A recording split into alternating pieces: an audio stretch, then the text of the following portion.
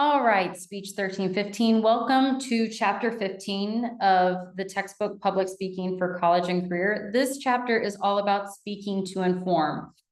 Excuse me. Required speech of this course is an informative speech. And so there are a variety of different types of informative speech and speeches. And so we're going to go through those right now. But first and foremost, informative speaking is meant to convey fresh information. So you're giving information to your audience members. You're making material interesting, especially if it seems very mundane or uninteresting. And you're helping listeners remember important points. There are 4 different types of informative speeches, like I mentioned. One is the definition speech. So the purpose of your informative speech is to define something for someone. So for example, when we talk about depression, are we talking about the Monday blues? Are we talking about clinical depression? Are we talking about depression after someone passes away? And so it's important that we have these definitive informative speeches because it helps us as audience members understand what we're talking about. But maybe your whole speech is just to define what depression is, and that's it. You're just informing audience members on what depression is. So a couple of sample purpose statements is the purpose of the speech is to define for my listeners the Electoral College in American politics, or to define for my audience members the meaning of the term ecotourism, or to define for my audience members the meaning of depression post-breakup, depression post-death of a loved one. So this is an example of an informative speech that is definitive.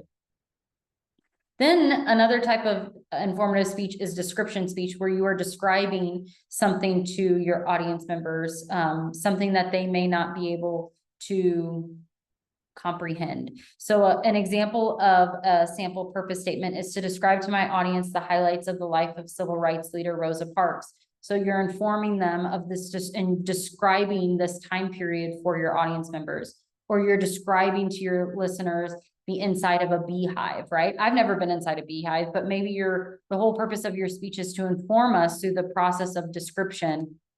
And that is the second type of informative speech you can have. The third type of informative speech is a process speech, where you are leading people through a process. And there's a couple of different types of process speeches. As you can see in this picture, this one is how to dye eggs. So that's the best type of example of an informative speech that's a process, which is the how-to, like how to build a sandwich, how to dye eggs, how to change oil in a car, you name it. The first type is a demonstration speech, where you are demonstrating something to your audience members. So you're trying to teach them something. So an example of a purpose statement would be to teach my listeners how to remove a stain from clothing. This is a process, right? You are demonstrating to them how to remove a stain from clothing. The second type is how something works. So how an example of this would be to explain to my listeners how surgeons perform bloodless operations with laser beams. I've never done that. This is a process speech. And again, this is how something works. Some guidelines for process speeches is it's important to use visual aids to lead people through the process. Could you imagine if you're talking to someone who's never made a sandwich and they don't know what bread is, they don't know what cheese is, they don't know what lettuce is? Having visual aids can help explain that process a little bit better. You also want to involve your audience in any physical activity whenever possible. So if you have a small group of people that you are giving an informative speech to on, for example, how to tie a shoe, have them tie their shoe with you, and you can visually watch them tie their shoe and make sure they're doing it slowly. It's also important to proceed slowly, especially if it's a complex topic that many people may not be able to catch on to really quickly. So for example, if I watched a speech on how to insert an IV, I would not feel confident then going out and proceeding to insert an IV for someone. I would need to practice. I would need the speaker to proceed slowly, step by step by step, to make sure that I comprehend each step. So just remember, as the speaker, you want to proceed through every process speech slowly.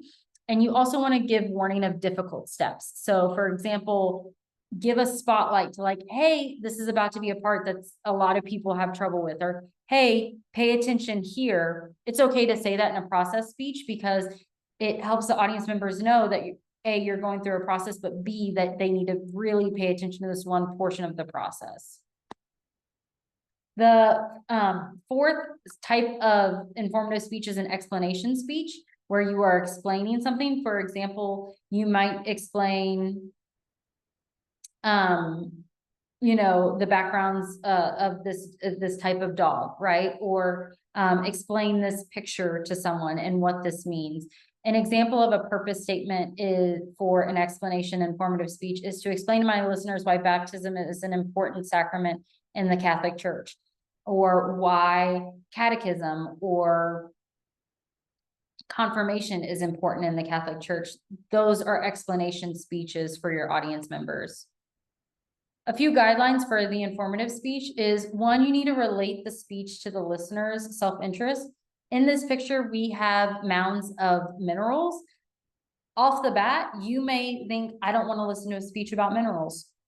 Samesies, I don't either. So you need to relate the speech to your listener's interest. So instead of saying, hey, I'm about to present on these minerals, instead say, did you know that minerals are in a decline right now? And that if we don't have aluminum and phosphate and magnesium, we will see there will be a lack of production in TVs, computers, cell phones, and AirPods. I'm intrigued now because I use all of those things. So make sure to relate the speech to your listener's self-interest. You also want to avoid information overload. With these presentations that I'm giving right now that you're watching, I try and keep them between 15 minutes and 20 minutes. I could easily make them an hour, easily. But I don't want to overload you with information. I want to give you the meat and that you really need to know so that you can then apply it to the assignments associated with this course. So avoid information overload. You want to tailor information for each audience members, like I just mentioned. And you also want to use the familiar to explain the unfamiliar. So for example, if I was talking about colleges in the Midwest of the United States, I may compare them to something that's familiar to you, which is Lone Star College. You all are very familiar with the academic process of getting into Lone Star College. And so I may use the familiar to explain something that's unfamiliar to you, which is the application process in colleges in the Midwest. Another guideline to help you as a presenter, and especially with informative speeches, is to give your listeners acronyms to remember key information. So RICE is a very common acronym used in sports or just in the medical field for injuries. And RICE stands for rest, ice, compression, and elevate. If you just gave a speech on all these things that you needed to do, I may not remember all of these steps when it comes to mitigating the effects of an injury. Whereas I'll always remember RICE because it's an acronym, and then I can break down RICE into the key parts of the speech. So acronyms can be great keys that you use to help your listeners. And then finally, the final part of this presentation is just a tip for your career. For long presentations, plan a variety of activities. So whenever you're giving a presentation or a keynote speech, try and have an activity for your guests. I always say that if you are presenting longer than an hour, you might want to have something that your audience members do. When I teach in person, I always have activities that break up my slides every 5 to 10 minutes.